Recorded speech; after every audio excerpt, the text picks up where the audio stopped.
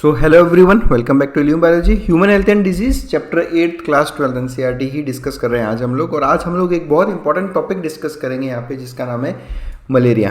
Complete malaria की life cycle आज हम लोग यहाँ पे डिस्कस करने वाले हैं। तो ठीक है, तो अच्छे से आप इस वीडियो को देखो क्योंकि इस टॉपिक पे बहुत सारे क्वेश्चन एग्जाम में पूछे जाते हैं। चलिए शुरुआत करते हैं मलेरिया से। देखो, सबसे पहली बात हम लोग देखेंगे कि प्रोटोजोन डिजीजेज कौन कौन सी होती है ह्यूमन बींग्स में। प्रोटोजोन डिजीज बेसिकली वो डिजीज हैं जो प्रोटोजोआ नाम के एनिमल्स की वजह से होता है। तो बेसिकली प्रोटोजोआ क्या है? तो जो प्रोटिस्टा किंगडम है, उस प्रोटिस्टा किंगडम के अंदर एक ग्रुप आता है जिसको हम कहते हैं प्रोटोजोन्स। और इस प्रोटोजोन्स ग्रुप में हमने बेसिकली जितने भी यूनिसेलुलर एनिमल्स हैं, इन सभी यूनिसेलुलर एनिमल्स को इसमें कैटेगराइज किया गया है। तो कौन कौन से प्रोटोजोन्स हमें डिजीज कॉज करते हैं उसकी अगर हम बात करें, तो अगर एनसीईआरटी पॉइंट ऑफ व्यू से ही बात करें केवल, तो हमें केवल दो ही डिजीज स्टडी करनी है। पहली मलेरिया और दूसरी है अमीबायासिस, जिसको अमीबिक डिसेंट्री के नाम से भी जाना जाता है। ठीक है, तो नेक्स्ट वीडियो में हम लोग बात करेंगे अमीबायासिस के बारे में। आज हम लोग इस वीडियो में डिस्कस करेंगे अबाउट मलेरिया। आपको इन दोनों में कॉमन यही याद रखना है कि ये दोनों प्रोटोजोन्स की वजह से होने वाली डिजीज होती है।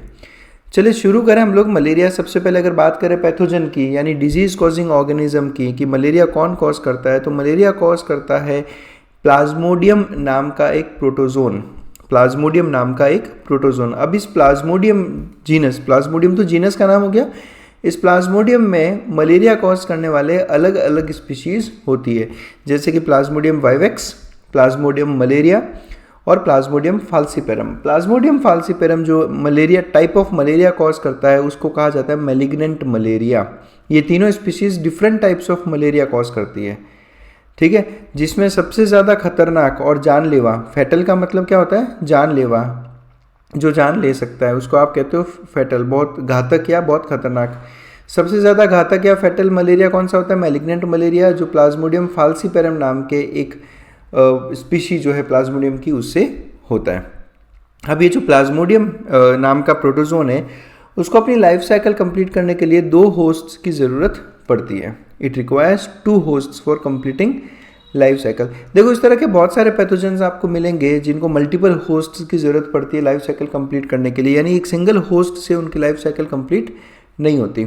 इस पर थोड़ा सा और हम लोग बात करते हैं। देखो, आप सबको पता होगा पैरासाइट्स के बारे में, कि पैरासाइट्स वो ऑर्गेनिजम्स हैं जो दूसरों की बॉडी के या तो अंदर या उनकी बॉडी के सरफेस पे सर्वाइव करते हैं। और जिन ऑर्गेनिजम्स पे ये सर्वाइव करते हैं उनको हम कहते हैं होस्ट। तो प्लाज्मोडियम एक ऐसा पैरासाइट है जिसको अपनी लाइफ साइकिल कंप्लीट करने के लिए 2 होस्ट की ज़रूरत पड़ेगी। पहला होस्ट है फीमेल एनाफिलिस नाम का एक मॉस्क्विटो, और सेकंड होस्ट है ह्यूमन बीइंग। यानी कि दोनों में ही जो है ये कुछ ना कुछ स्टेजेस डेवलप करते हैं, तभी जाके इनकी लाइफ साइकिल कंप्लीट हो पाती है। एक ग्रॉस लेवल पे अगर अपन देखें तो देखो, फीमेल एनाफिलिस मॉस्क्विटो में प्लाज्मोडियम सेक्सुअल रिप्रोडक्शन करता है। ये सेक्सुअल रिप्रोड्यूस करता है किसमें? फीमेल एनाफिलिस मॉस्क्विटो में। और जबकि ह्यूमन बींग्स में असेक्सुअल रिप्रोडक्शन करता है। ये ह्यूमन बींग्स में असेक्सुअल रिप्रोडक्शन और फीमेल एनाफिलिस मॉस्क्विटो में सेक्सुअल रिप्रोडक्शन करता है ये, इसलिए इसे दोनों होस्ट की ज़रूरत पड़ती है। और ये बहुत ही फेमस क्वेश्चन है जो कई बार एग्जाम में पूछा जाता है कि प्लाज्मोडियम किसके अंदर सेक्सुअली रिप्रोड्यूस करता है और किसमें असेक्सुअली रिप्रोड्यूस करता है। तो फीमेल एनाफिलिस में सेक्सुअल रिप्रोडक्शन और ह्यूमन बींग्स में असेक्सुअल रिप्रोडक्शन। अब बात करें वेक्टर की, यानी ट्रांसमिटिंग एजेंट। वेक्टर क्या होता है? बेसिकली वेक्टर आप बेसिकली बीमारी को मतलब जो प्लाज्मोडियम है, जैसे ये प्लाज्मोडियम, इस प्लाज्मोडियम को ह्यूमन बींग्स तक कौन लेकर आएगा उसको आप कहोगे वेक्टर। ठीक है, अब जैसे इस केस में प्लाज्मोडियम ह्यूमन बींग्स में एंटर करता है वाया फीमेल एनाफिलिस मॉस्क्विटो। ये पैरासाइट जो है ये फीमेल एनाफिलिस मॉस्क्विटो के अंदर सर्वाइव करता है। होस्ट है ना फीमेल एनाफिलिस मॉस्क्विटो, ये देखो आप, फीमेल एनाफिलिस होस्ट है, तो इसके अंदर ये पैरासाइट प्रेजेंट है। और जब फीमेल एनाफिलिस हमें बाइट करता है, हमें काटता है, तब ये प्लाज्मोडियम इस फीमेल एनाफिलिस मॉस्क्विटो से ह्यूमन बींग्स में एंटर कर जाता है। तो इसके लिए वेक्टर या ट्रांसमिटिंग एजेंट का काम कौन करेगा? Female Anopheles mosquito. चलिए अब लाइफ साइकिल पे एक बार नज़र डालते हैं हम लोग। देखो, साइकिल यूँ तो कंटिन्यूस एक साइक्लिक फॉर्म में चलती रहेगी, लेकिन हम लोग शुरुआत करेंगे मच्छर के काटने से। ठीक है, आप लोग अपने रूम में आराम से सो रहे हो, ठीक है, और आपको आकर एक मच्छर ने बाइट किया, एक मच्छर ने काटा, फीमेल एनाफिलिस मॉस्किटो है ये, और ये फीमेल एनाफिलिस मॉस्किटो के इन्फेक्टेड है खुद प्लाज्मोडियम से, यानी इसकी बॉडी में प्लाज्मोडियम प्रेजेंट है। देखो जब भी आपको मॉस्किटो बाइट करता है तब ये अपना सलाइवा आपकी बॉडी में इंजेक्ट करता है, पहले ये अपना सलाइवा आपकी बॉडी में इंजेक्ट करता है, और इसके सलाइवा में प्रेजेंट होता है प्लाज्मोडियम, और वो भी कौन से फॉर्म में, स्पोरोजोइट्स नाम के फॉर्म में। बेसिकली आपने पढ़ा होगा कि किस तरह से जो लोअर ऑर्गेनिजम्स होते हैं स्पोर लाइक स्ट्रक्चर्स का फॉर्मेशन करते हैं, है ना, आपने ये एनिमल किंगडम में पढ़ा होगा कि स्पोर फॉर्मेशन करते हैं वो, और इन स्पोर्स से बाद में फर्दर इनका डेवलपमेंट होता है। तो फीमेल एनाफिलिस मॉस्किटो जब बाइट करता है तो वो सलाइवा इंजेक्ट करता है, सलाइवा इंजेक्ट करने के बाद वो ब्लड सक करता है। तो जब वो सलाइवा इंजेक्ट करता है तो इसके सलाइवरी ग्लैंड्स में स्टोर्ड हैं ये स्पोरोजोइट्स, सलाइवरी ग्लैंड से सलाइवा निकलता है, ओरल कैविटी में आता है, और ये सलाइवा अब कहाँ चला जाएगा, ह्यूमन बींग्स के अंदर, और इस सलाइवा के साथ में क्या आ जाएंगे, स्पोरोजोइट्स, और ये स्पोरोजोइट्स अब ह्यूमन ब्लड में एंटर कर जाएंगे। तो स्पोरोजोइट्स मच्छर के काटने से जो है एंटर करते हैं ह्यूमन बींग्स में विद सलाइवा। तो क्वेश्चन पूछा जाएगा कि प्लाज्मोडियम किस फॉर्म में जो है ह्यूमन बींग्स में एंटर करता है, यानी कि ह्यूमन बींग्स के लिए प्लाज्मोडियम का इन्फेक्टिव फॉर्म क्या है, तो आंसर होगा स्पोरोजोइट्स। अब ये स्पोरोजोइट्स जो सलाइवा से ह्यूमन बॉडी में एंटर कर गए सीधा एंटर करते ह्यूमन ब्लड में, और ह्यूमन ब्लड में एंटर करते ये सबसे पहले पहुंचेंगे लीवर के अंदर, और लीवर में आकर इनका होता है रेप्लिकेशन। अब जब इनका रेप्लिकेशन हो रहा है तो एक चीज़ मैंने पहले ही डिस्कस कर ली कि ह्यूमन बींग्स में असेक्सुअल रिप्रोडक्शन करते हैं, तो ये जो प्लाज्मोडियम है ये लीवर में आने के बाद असेक्सुअली रिप्रोडक्शन करेगा, और ये अपना नंबर बढ़ाता है, रेप्लिकेशन होगा तो इनका जो नंबर है वो इंक्रीज होगा। लीवर में ये रेप्लिकेट करेंगे, लीवर में असेक्सुअली रिप्रोड्यूस करेंगे, बाद में जो लीवर के सेल्स है जिन्हें हम हेपेटोसाइट्स कहते हैं, आपने पढ़ा होगा डाइजेस्टिव सिस्टम में लीवर के बारे में, लीवर के सेल्स को हम कहते हैं हेपेटोसाइट्स, साइट्स का मतलब होता है सेल्स, और हेपेटो वर्ड लीवर के लिए यूज होता है, तो लीवर के सेल्स, तो जैसे समझो ये लीवर के सेल्स हैं, तो और इन लीवर के सेल्स में प्लाज्मोडियम सर्वाइव कर रहा है, और ये असेक्सुअली रिप्रोड्यूस करके अपना नंबर बढ़ाता है, उसके बाद में ये इन सेल्स को रप्चर करके बाहर आता है। सेल्स को रप्चर करना मतलब सेल्स एक तरह से समझो कि फट गए, है ना, सेल्स डिस्ट्रॉय हो गए, और इन सेल्स में से प्लाज्मोडियम बाहर आया, और बाहर आकर ये एंटर करता है वापस ह्यूमन ब्लड में, और ह्यूमन ब्लड में आने के बाद ये एंटर करता है रेड ब्लड सेल्स यानी कि आरबीसीज, एरिथ्रोसाइट्स को। एरिथ्रोसाइट्स में आने के बाद भी ये असेक्सुअली रिप्रोड्यूस करते हैं, यहाँ पे भी इनका असेक्सुअल रिप्रोडक्शन होता है, और साथ साथ में ये डेवलप करते हैं एक स्ट्रक्चर जिसको कहा जाता है गैमेटोसाइट्स, दे डेवलप गैमेटोसाइट्स। अब गैमेटोसाइट्स नाम से ही समझ में आ रहा है, साइट्स मतलब क्या हो गया, सेल्स, और गैमिट्स मतलब गैमेटो मतलब गैमिट्स, यानी ये ऐसे सेल्स हैं जो गैमिट का प्रोडक्शन करेंगे। व्हाट आर गैमेटोसाइट्स, ऐसे सेल्स जो गैमेट प्रोडक्शन करते हैं उसको हम कहते हैं गैमेटोसाइट्स। तो गैमेटोसाइट्स कहाँ डेवलप होंगे, आरबीसीज के अंदर। अब जब ये आरबीसीज में गैमेटोसाइट्स डेवलप करेंगे तो कुछ टाइम बाद में आरबीसीज भी रप्चर होते हैं, जैसे यहाँ पे हेपेटोसाइट्स रप्चर हुए थे वैसे ही आरबीसीज भी रप्चर होंगे, और आरबीसीज के रप्चर होने से ये गैमेटोसाइट्स वापस ब्लड में एंटर कर गए, ये कहाँ आ गए, ब्लड में एंटर कर गए। अब इसी ह्यूमन बींग को अब मैं इस ह्यूमन बींग को क्या कहूँगा, इन्फेक्टेड ह्यूमन बींग, ये हो गया इन्फेक्टेड ह्यूमन बींग। अब इस इन्फेक्टेड ह्यूमन बींग को जब फीमेल एनाफिलिस, कोई भी फीमेल एनाफिलिस आके बाइट करेगी, ज़रूरी नहीं है कि यही फीमेल एनाफिलिस वापस आए, कोई भी फीमेल एनाफिलिस जब बाइट करेगी इस इन्फेक्टेड ह्यूमन को, तब ह्यूमन ब्लड में प्रेजेंट जो गैमेटोसाइट्स हैं ये कहाँ चले जाएंगे, मॉस्किटो के अंदर। अब देखो जब मॉस्किटो ब्लड सक करता है अपनी ओरल कैविटी से ना, जैसे उसने ब्लड सक किया जैसे, तो ये कहाँ जाएगा, ये जाएगा इसके एलिमेंट्री कैनाल में, इसके गट में। ऐसा होता है ना, अब आप कोई भी चीज़ सक करो, जूस पीते हो, पानी पीते हो, तो कहाँ जाता है, एलिमेंट्री कैनाल में। तो जब ये ब्लड सक करेगा ह्यूमन बींग्स का, तो ये ब्लड कहाँ पहुँचेगा, इसके एलिमेंट्री कैनाल में, और इसके ब्लड में प्रेजेंट है, क्या प्रेजेंट है अभी जो ब्लड सक किया, गैमेटोसाइट्स। तो ये गैमेटोसाइट्स इस फीमेल एनाफिलिस के गट में पहुंच गया। गट में पहुंचने के बाद में ये गैमेटोसाइट्स जो है वहाँ पर गैमिट्स का प्रोडक्शन करेंगे, गैमिट्स का वहाँ पर जो है फर्टिलाइजेशन होगा, ठीक है। गैमेटोसाइट्स हैं, गैमेटोसाइट्स से मेल गैमिट का फॉर्मेशन होगा और फीमेल गैमिट का फॉर्मेशन होगा। ये दोनों गैमिट्स मिलकर फर्टिलाइजेशन करेंगे, और फर्टिलाइजेशन से क्या डेवलप होगा, जाइगोट, और ये जाइगोट फिर फर्दर डेवलप होकर स्पोरोजोइट्स का फॉर्मेशन करते हैं। अब ये सब कुछ कहाँ पे हो रहा है, मॉस्किटो के गट में। ये देखो आप, मेल गैमेट, फीमेल गैमेट, ये दोनों फर्टिलाइज हुए, फर्टिलाइज होकर बना जाइगोट, और फिर जाइगोट के डेवलपमेंट से बनेगा स्पोरोजोइट्स। अब स्पोरोजोइड्स कहाँ प्रेजेंट है? स्पोरोजोइड्स प्रेजेंट है गट ऑफ द मॉस्किटो। फिर कुछ टाइम बाद में ये स्पोरोजोइड्स यहाँ इस गट से निकलकर पहुँच जाते हैं सलाइवरी ग्लैंड्स में, मॉस्किटो की सलाइवरी ग्लैंड्स में। अब जब ये सलाइवरी ग्लैंड्स में आ गए तो सलाइवरी ग्लैंड्स से ये वापस सलाइवा में एंटर करेंगे और ये अब ये मॉस्किटो कैसा हो गया? इन्फेक्टेड मॉस्किटो हो गया, क्योंकि इसके अंदर प्लाज्मोडियम प्रेजेंट है। अब ये इन्फेक्टेड मॉस्किटो किसी और ह्यूमन बींग को जब बाइट करेगा तब इसके सलाइवा में प्रेजेंट प्लाज्मोडियम दूसरे ह्यूमन बींग में पहुंच जाएगा। इस तरीके से प्लाज्मोडियम जो है इन दोनों होस्ट की हेल्प से अपना लाइफ साइकिल कंप्लीट करता रहता है। तो ये देखो किस तरह से प्लाज्मोडियम अलग अलग स्टेजेस के थ्रू एक बार ह्यूमन बींग में और एक बार मॉस्किटो में होता रहता है, और जिसकी वजह से मलेरिया कॉज होता रहता है ह्यूमन बींग्स के अंदर। एक बार यहाँ पे अगर हम देखें तो देखो ये सारी स्टेज यहाँ से लेकर यहाँ तक तो कहाँ पर है? ये तो ह्यूमन बींग में हो गई, और ये स्टेज हो गई कहाँ पर? मॉस्किटो में। तो ये दोनों होस्ट हो गए। अब जैसा मैंने स्टार्टिंग में बताया था ह्यूमन बींग्स में असेक्सुअल रिप्रोडक्शन हो रहा है, बिल्कुल असेक्सुअल रिप्रोडक्शन हो रहा है, लीवर में हो रहा है और आरबीसीज में हो रहा है, जबकि मॉस्किटो में हो रहा है सेक्सुअल रिप्रोडक्शन। देखो कैसे, जैसे अभी हमने कहा था कि गैमेटोसाइट से गैमिट का फॉर्मेशन होगा और ये गैमिट फर्टिलाइजेशन होंगे, तो इस जो जाइगोट का फॉर्मेशन करेंगे। तो मॉस्किटो में क्या हुआ? Sexual reproduction. ह्यूमन बींग्स में क्या हुआ? Asexual reproduction. तो इस तरह से ये लाइफ साइकिल चलता रहता है। ये तो मैंने आपको एक बार एक बेसिक आइडिया दिया है। ह्यूमन बींग्स के लिए इन्फेक्शियस फॉर्म क्या है? स्पोरोजोइड्स। ह्यूमन बींग्स के लिए इन्फेक्शियस फॉर्म क्या है? स्पोरोजोइड्स। और मॉस्किटो के लिए इन्फेक्शियस फॉर्म क्या है? गैमेटोसाइट। यानी ह्यूमन बींग से मॉस्किटो में क्या एंटर करेगा? गैमेटोसाइट। और मॉस्किटो से ह्यूमन बींग में क्या एंटर करेगा? स्पोरोजोइट। ये डायरेक्ट क्वेश्चन है जो आपको ध्यान रखना है।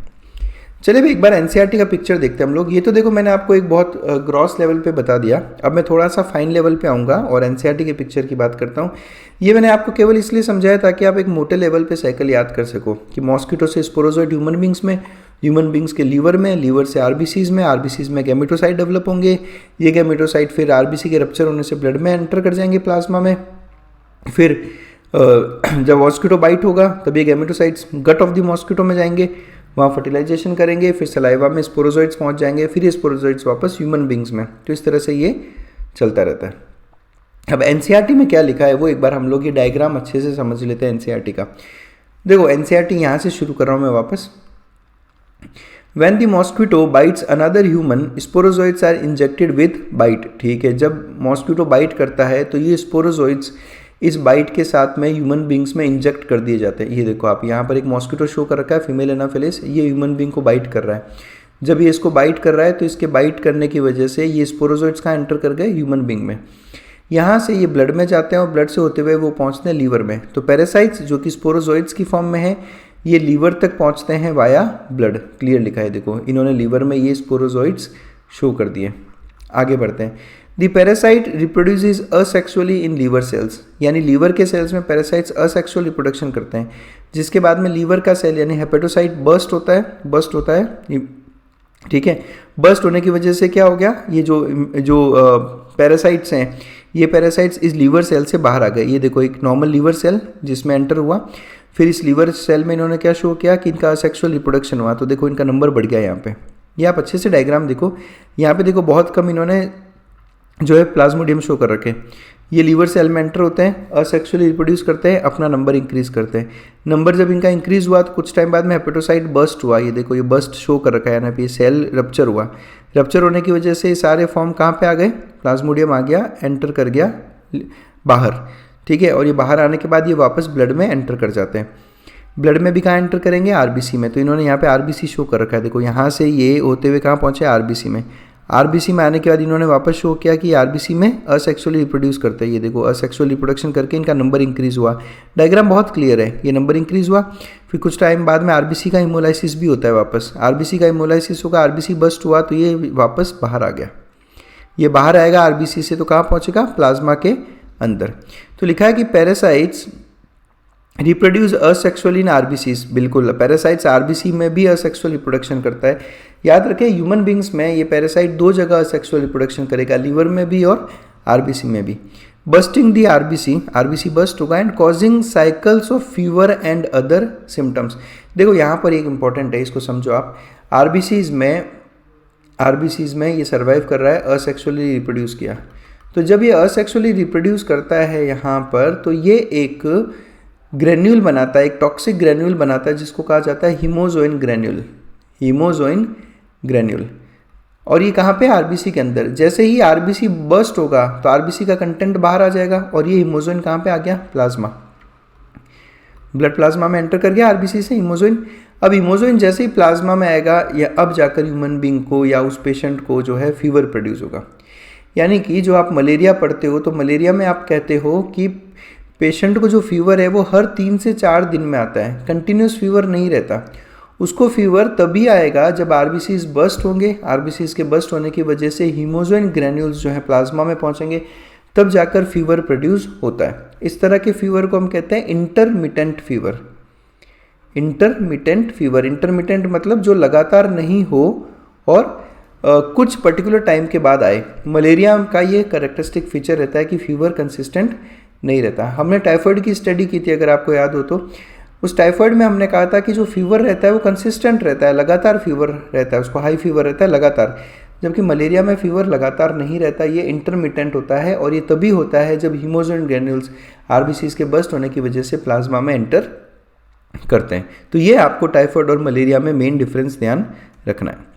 ये जो पैरासाइट्स अब आरबीसीज के रप्चर होने की वजह से बाहर आए, ये नए आरबीसीज को वापस इन्फेक्ट करते हैं।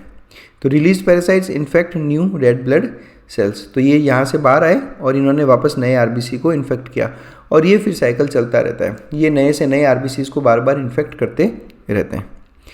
अब इनमें से कुछ प्लाज्मोडियम जो हैं, वो गैमेटोसाइट्स का फॉर्मेशन करते हैं। अब ये गैमेटोसाइट्स क्या है? Sexual stages. देखो सेक्सुअल स्टेजेस जिन्हें कहा गया gametocytes, they develop in the RBCs. अब आरबीसीज में कुछ प्लाज्मोडियम गैमेटोसाइट्स डेवलप करते हैं। ये गैमेटोसाइट्स 2 तरह के होते हैं, फीमेल गैमेटोसाइट और मेल गैमेटोसाइट।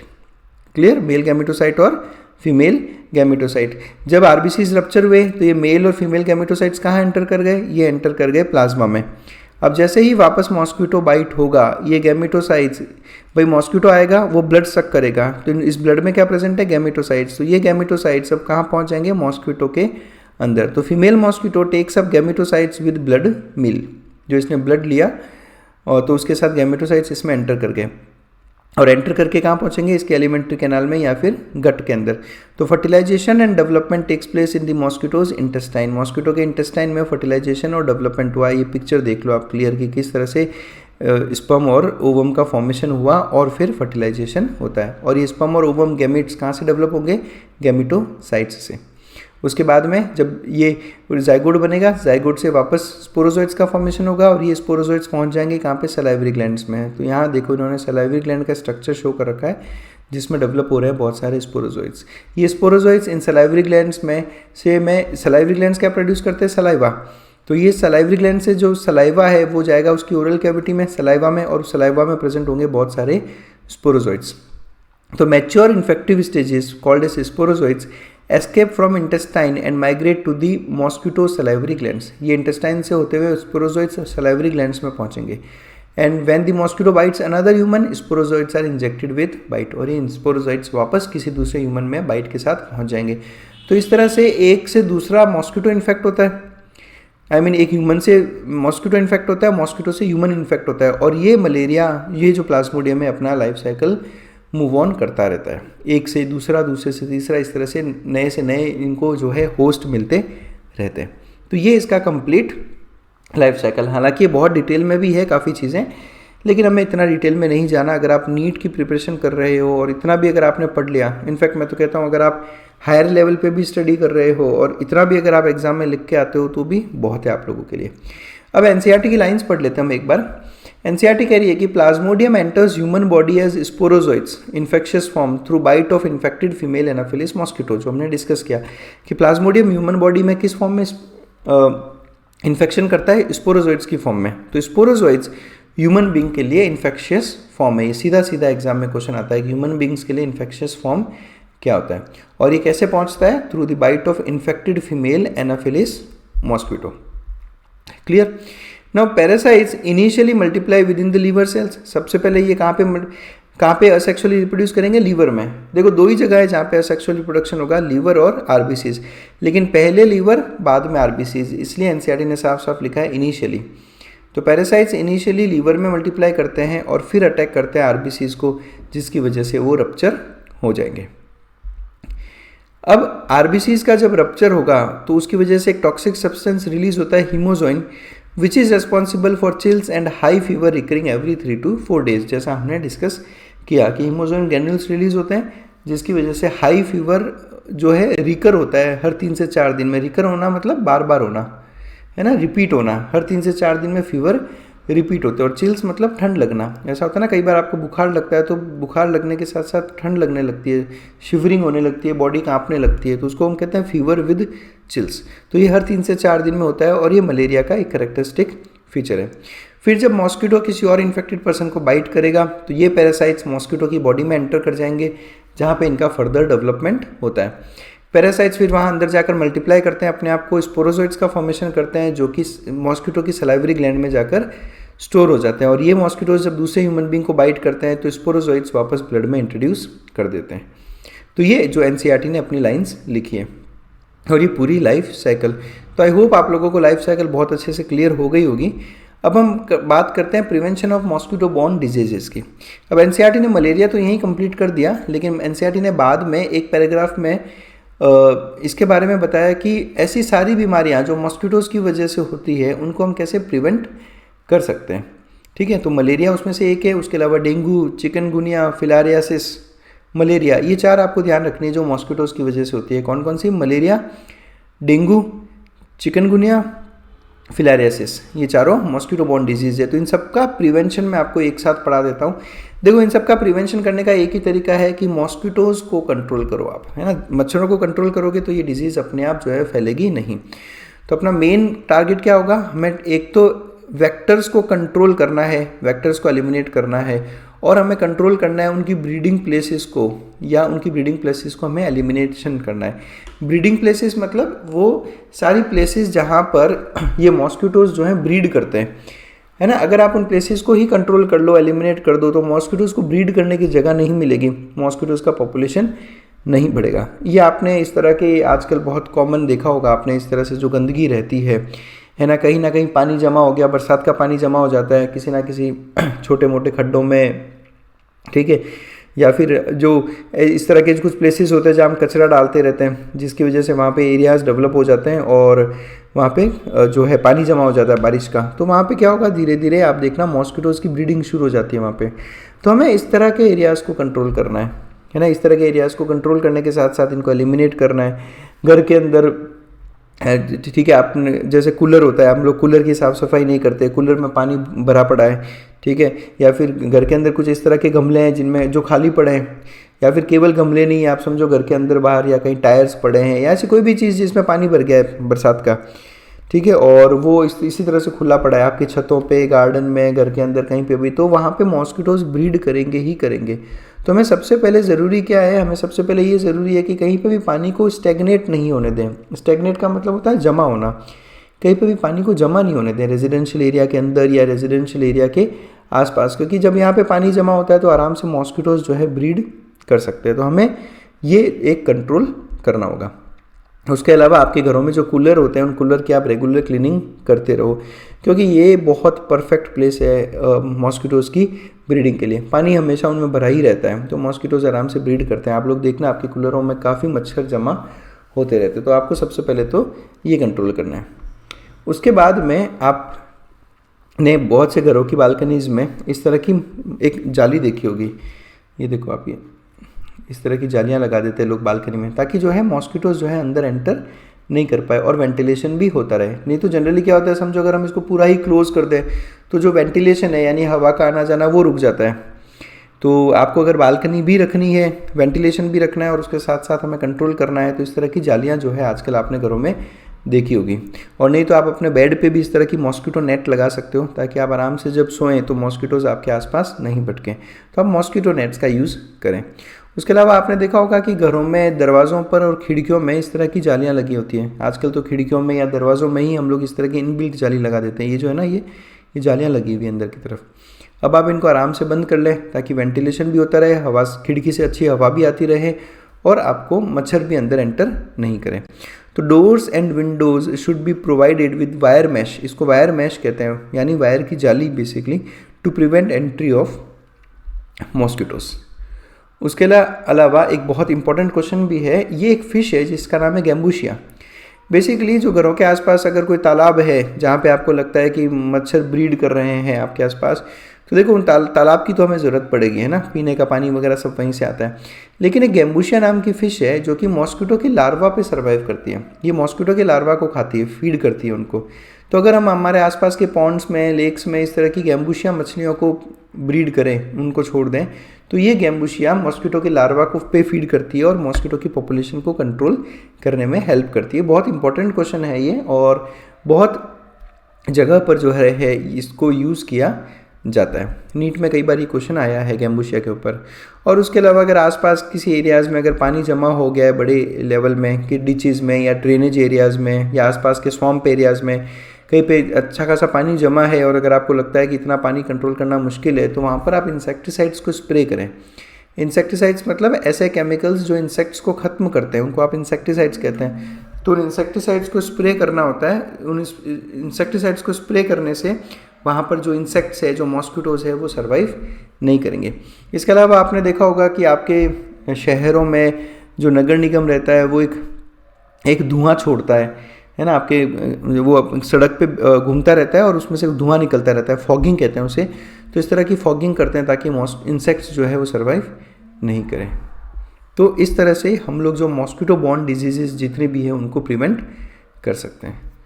तो आई होप आप लोगों को मलेरिया अच्छे से समझ में आया होगा। और ये जो मैंने आपको प्रिवेंशन बताया मॉस्किटो बॉर्न डिजीज़ का, ये सेम रहेगा सभी मॉस्किटो बॉर्न डिजीज़ के लिए, चाहे वो डेंगू हो, चिकनगुनिया, मलेरिया या फिलारियासिस। आपको फिर भी किसी तरह का कोई डाउट हो तो आप मुझे मेरे व्हाट्सअप नंबर पे, मेरी मेल आईडी पे और इंस्टाग्राम हैंडल पे मुझसे बात कर सकते हैं। और अगर आपको लगता है कि चैनल के वीडियोस आप लोगों के लिए बहुत हेल्पफुल हैं, तो ज्वाइन करें हमारे चैनल को, मेंबर बने। हर वीडियो के नीचे आपको एक ज्वाइन का बटन मिलेगा ताकि इस तरह के और भी बहुत सारे वीडियोज़ मैं आप तक पहुँचा सकूँ। तो बस that's it. Thanks a lot for watching us.